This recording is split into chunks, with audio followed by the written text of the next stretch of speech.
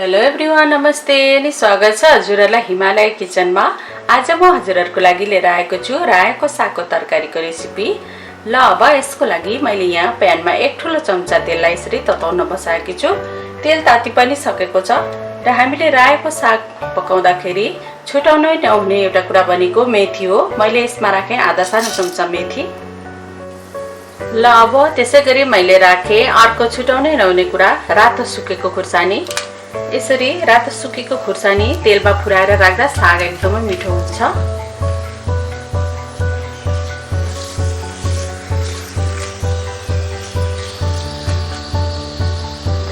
र अब मैले यसमा राखेँ एक सानो चम्चा कुटेको अदुवा र तेस्रो छुटाउनु नहुने कुरा कुटेको अदुवा पनि हो।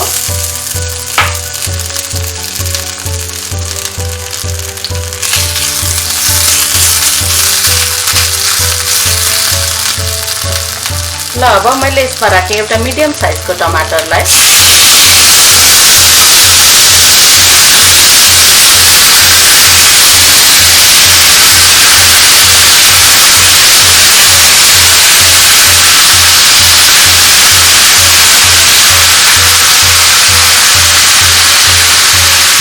र मैले यसमा राखेँ थोरै नुन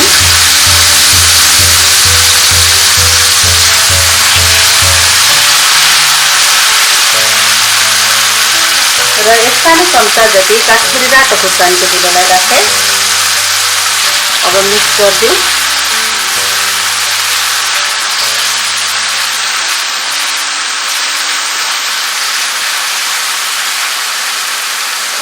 र अब यति गरेपछि टमाटर राम्ररी गलुन्जेलसम्म यसलाई छोपेर पकाउनु पर्छ।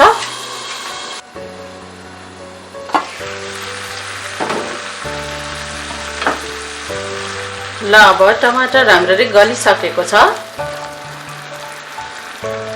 र अब यति बेला भएपछि मैले यसमा राखेँ 400 ग्राम रायोको साग। यसलाई मैले राम्ररी धोएर अनि काटेर लिएको छु।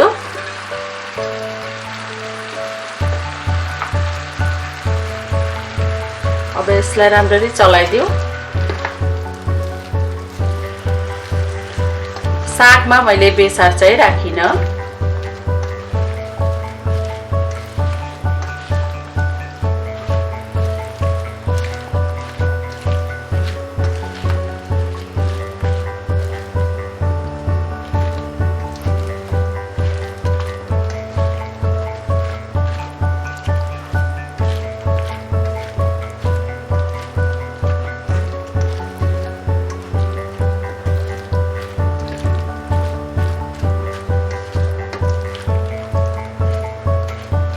र अब यसलाई छोपेर 4 मिनेट जति पकाउनु पर्छ।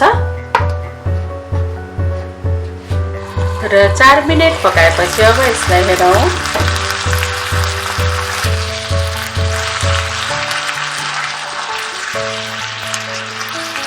र अब यति बेला भएपछि मैले यसमा राखेँ आधा सानो चम्चा जिरा र धनियाँको पाउडर। यो अप्सनल हो, आफूलाई राख्न मन लाग्दा नराख्दा पनि हुन्छ।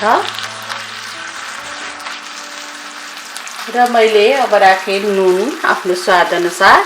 मैले अघिबाट नुन राखेको छैन। यसरी नुन पछिबाट राख्दा सागमा अनावश्यक पानी आउँदैन।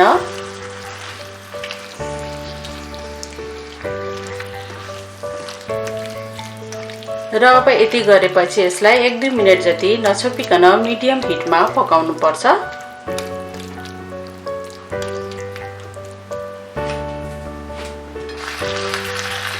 ल अब हाम्रो रायोको साग चाहिँ पाकेर खानको लागि रेडी भएको छ। यो एकदमै मिठो देखिएको छ।